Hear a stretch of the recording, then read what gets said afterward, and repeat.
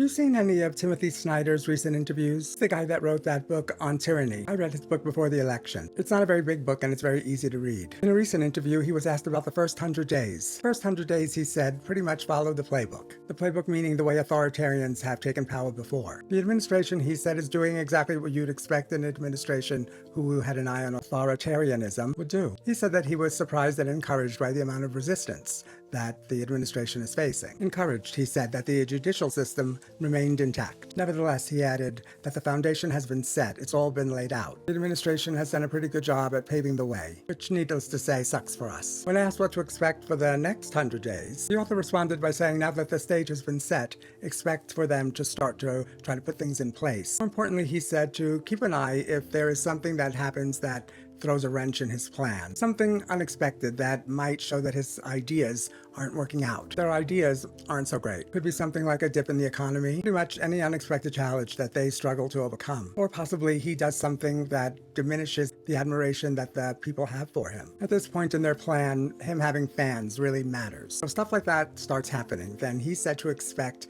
a crisis. Historically, at times like this, when the leader is losing favor, they create some kind of crisis to brand people together, having us all band together against one common enemy. Mr. Snyder said when that happens, what you have to do is hold the people who made the mistake accountable and not go after this enemy. To ask, how did this happen? Rather than, who did this? Rather than fight this created enemy, to hold the administration accountable. Holding him and his administration accountable is the remedy. Of course, we'll look at the crisis as a way to amass more power, a way for us to surrender more of our rights, allowing them more of that control that they crave. Seems to me like the whole tariff thing was a pretty big flop. The deportations are messy, and the Supreme Court stepped in and ruled against this Aliens Act. Accepting a $400 million gift from a nation that he said was not trustworthy just a few years ago, at the same time that the country's credit rating has been downgraded, and Walmart raising prices. Now, I don't know if he considers all of those big L's, but if he does, you better keep your eyes open, because in the next 100 days, you know, something crazy could happen. How we respond to the crazy might determine whether we keep our democracy or not.